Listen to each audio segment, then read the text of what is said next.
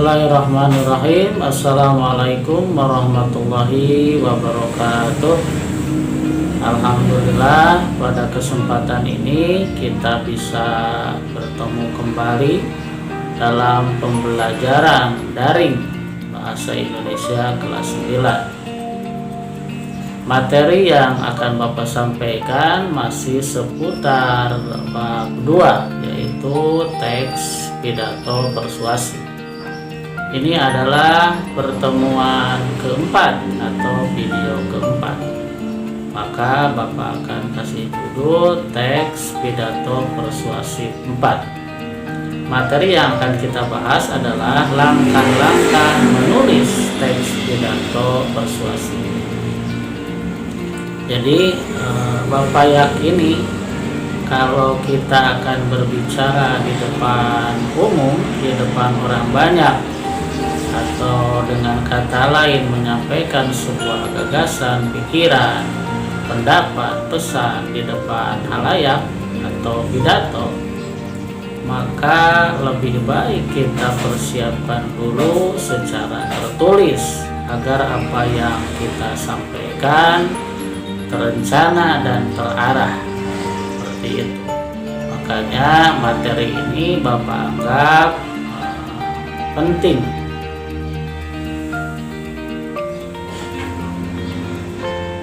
Bapak anggap materi ini penting sebagai persiapan kita, persiapan kalian dalam praktek berpidato nantinya. Langkah-langkah dalam menulis teks pidato persuasif atau teks pidato pada umumnya, yang pertama, tentukan dulu topik bahasan yang akan kita sampaikan. Jadi bahasannya tentang apa? Apa yang akan kita sampaikan? Misalkan tentang kebersihan, mengajak orang lain untuk menjaga kebersihan, misalkan. Atau mengajak orang lain untuk belajar berbicara jujur, misalkan, atau dan lain sebagainya. Karena kan harus jelas. Karena pidato teks persuasif adalah mengajak orang, tentu saja isinya tentang ajakan. Jadi topik apa, ajakan apa yang akan kita sampaikan kepada pendengar, atau kita mengajak apa, seperti itu. Yang kedua, tentukan tujuannya. Nah, dalam menentukan tujuan, kita harus pikirkan siapa yang akan mendengarkan pidato kita, atau kita akan berbicara di depan siapa, itu juga penting. Yang kedua, tentunya tujuannya harus jelas, jangan terlalu melebar atau meluas pembahasannya.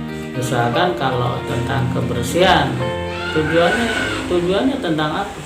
Menjaga kebersihan diri, menjaga kebersihan lingkungan, atau apa, itu harus jelas. Kalau misalkan terlalu melebar, nanti bahasanya akan ngawur. Jadi kita harus disesuaikan sesuai dengan kemampuan pendengar. Bisa dengan kata lain lebih disederhanakan, lebih spesifik, seperti itu, lebih mampu masuk akal dan bisa dilaksanakan. Itu tujuannya harus jelas. Yang ketiga berarti. Yang pertama menentukan topiknya, yang kedua tentukan tujuannya, lebih spesifik, lebih bisa diamalkan, lebih bisa dilakukan. Yang ketiga, dukung dengan fakta-fakta, data-data, contoh-contoh. Nah, untuk ini kita perlu menambah wawasan, menambah pengetahuan. Dengan cara apa? Dengan cara mendengar penjelasan orang, pidato orang, atau membaca buku, buka di Google, di internet, tentang topik-topik yang akan kita sampaikan. Jadi data dan faktanya supaya lebih jelas, jadi kita lebih menguasai tentu saja kita akan lebih pede dalam menyampaikannya karena data yang kita punya, referensi yang kita miliki, wawasan kita tentang topik lebih luas, maksudnya tentang topik pembicaraannya, tentang topik pidato. Yang keempat, langkah yang keempat, baru kita membuat kerangka karangannya atau kerangka pidatonya. Kerangka pidato ini kita mengacu kepada struktur teks pidato yang sudah kita pelajari di video yang ketiga kemarin. Jadi artinya dalam menyusun kerangka karangan sesuaikan dengan struktur penulisannya, yaitu pendahuluannya apa atau pembukaannya apa, kemudian isi pokoknya apa, kemudian simpulannya. Kita tulis pokok-pokoknya. Misalkan pembukaannya akan bicara ini, kemudian isi pokok yang disampaikannya ini, poin-poin pentingnya ini, kita tulis pokok-pokoknya saja. Kemudian dalam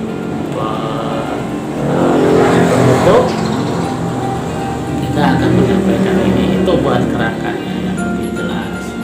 Setelah kerangkanya dibuat, tentu saja kita kembangkan kerangka pidato itu menjadi sebuah pidato utuh. Artinya dari pokok-pokok, dari inti-inti pembicaraan itu kita kembangkan, ditambah menjadi kalimat yang baik, kalimat yang sempurna, disusun menjadi paragraf yang utuh dari awal sampai akhir kita susun. Nah, dalam penyusunan ini tentu saja kita harus memiliki pengetahuan tentang kata-kata, tentang kalimat-kalimat yang umum digunakan dalam pidato.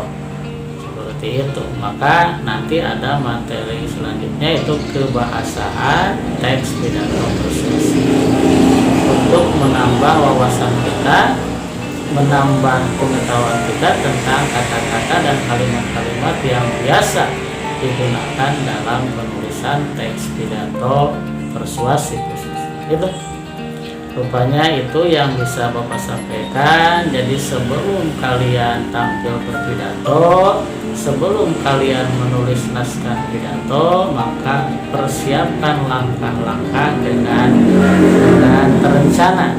Yaitu langkah yang pertama, Bapak sebutkan, tentukan topiknya, bahasan apa yang akan kita sampaikan, kemudian tentukan tujuannya harus jelas, harus sesederhana mungkin sesuai dengan kemampuan kita dan kemampuan pendengar tentunya, jangan terlalu luas.